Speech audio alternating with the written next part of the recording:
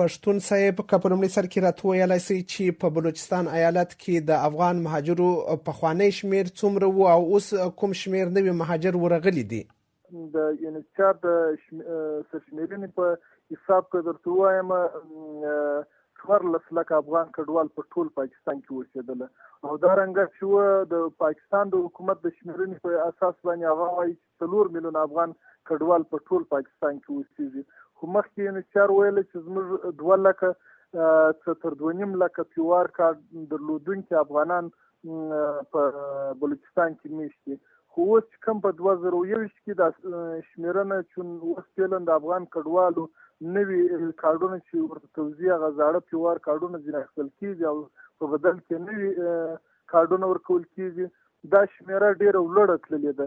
اوس فعلا 3 لکه د 80,000 څخه باندې دا تعداد رسېدلی دی او دارنګه چې په بلوچستان کې ECC کارډونه چې د حکومت پاکستان د خوا او د IOM د ادارې د خوا څخه په 2019 کې دا پروسه شروع شوه. 4,15,000 افغان کډوالو ته د ECC کارډونو ثبت وشو چې مجموعه دواړه سره دغسې تقریبا 8.5 لکه 8 لکه 55,000 افغان کډوال مهاجر کارټو درلودونکي سره. دا به پخواني مهاجر وي. اوس نوي مهاجر درغلي دي، د هغوی په لنډه توګه راته ویلی سئ شمېر معلوم دی؟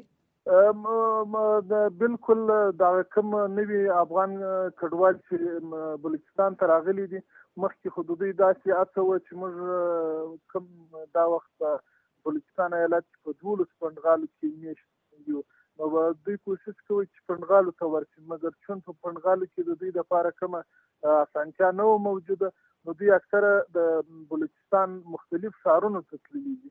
ځانګړی کیمپ یا پنډغالی نه دی ورته جوړ شوی. خو زیات افغان کډوال چې دي نوي چې راځي هغه د سیند صوبې د کراچي ښار ته دي.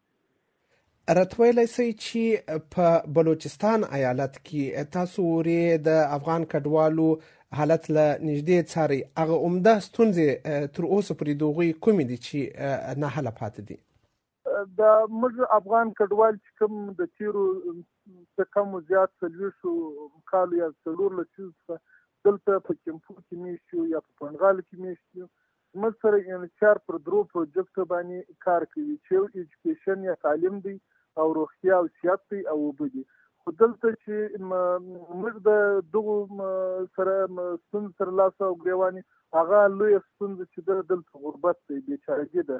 خلک په چاکه کارو باندې بوخت دي او دارنګه د روغتیا کوم مراکز چې وي یا بیچوګانې چې وي هغه د 2019 څخه د یونیسچار د خوا څخه په ټولو کیمپو کې وتړل شوې. د روغتیا لویه ستونزه ده او دارنګه د اوبو ستونزې په ځینې پنډغالو کې شته چې هغه مځکې خپل اوبه نه لري، د نورو والا کوڅه اوبه ورته راځي. او لویه ستونزه په تعلیم کې چې دی هغه زموږ د تعلیم د ځکه زموږ د ټولنې لویه نیمګړتیا هم د تعلیم نشتون دی چې هغه زموږ د ښوونځیو یا په لیسو کې کتابونه دا وخت نشته. 2 کیمپونه یا 2 پنډغالي مو د یونیسچار او حکومت پاکستان د خوا څخه تړل شوي چې یو ځنګل کې رالیزه دی او ګرد ځنګل دی چې په لسګونو زره ماشومان یې د سرنوشت د 2007 څخه پاتې دي. همدارنګه دغه نور کیمپو چې په 10 کیمپو کې د یونیسچار د سرپرستۍ لاندې کوم مدد ورسره کېږي هغه په لیسو کې د 9 ټولګي څخه تر 12 ټولګي پورې کتابونه نشته او دارنګه چې کوم هغه درسي مواد چې د نن عصر ورته اړتیا وي هغه په ښوونځیو کې نشته. نو او بل غټه ستونزه چې ده د افغانانو خصوصا په تعلیم کې هغه دا ده چې دا تعلیم 12 ټولګي څخه وروسته زمینه سازي نشته ورته چې مقصد دوی لوړ تعلیم وکړي. نو زموږ د هر افغان کډوال دغه ارزو او تمه ده د خیریه ادارو، ملګرو ملتونو او اړوندو حکومتونو څخه چې زموږ د افغان کډوالو زیات کار چې دی هغه باید پر تعلیم وشي. په تعلیم کومې ستونزې دا وخت پرتې دي د هغو په حل کولو کې مرسته وکړي او کوم چې په کیمپو کې د بیچوګانو یا د طبي روغتونونو چې کوم هغه تړل شوي هغه باید خلاص شي او کوم پنډغالي چې اوبه نه لري د هغه د اوبو ستونزې وساتي.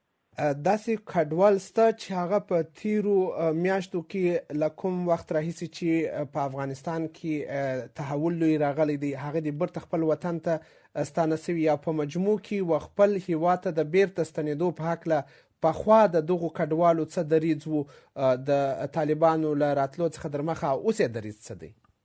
مخکې خو داسې و چې زیات افغان کډوال ستانه شول، خو بیا چون په افغانستان کې دننه جګړه روانه وه، خو بیرته داسې کورنۍ اوس هم شته چې هغه تللي دي او بیرته راغلي دي، او کوم دا نوی تحول چې راغلی تر اوسه پورې یعنې کوي هغه به ډېر په کم تعداد کې وي، خو داسې معلومداره څوک نشته چې هغه وطن ته تللي وي. او بله لویه ستونزه چې ده هغه د چمن او سپین بولدک کومه دروازه چې ده، دغه دروازې ډېر غټ مشکلات د افغان کډوالو پر مخ باندې ایجاد کړي یا جوړ کړي دي، چې یو کور دلته یو کور فرضاً د پولې هاخوا ته ولي چې دوی ځي او راځي، په تګ کې ډېر مشکلات دي، نشي کولی چې په اسانۍ سره ولاړ شي او یا راشي. پښتون صاحب، یوه نړۍ مننه چې زموږ د راډیو لپاره مو وخت راویستی. مننه، ژوندی اوسئ. مننه، ژوندی اوسئ.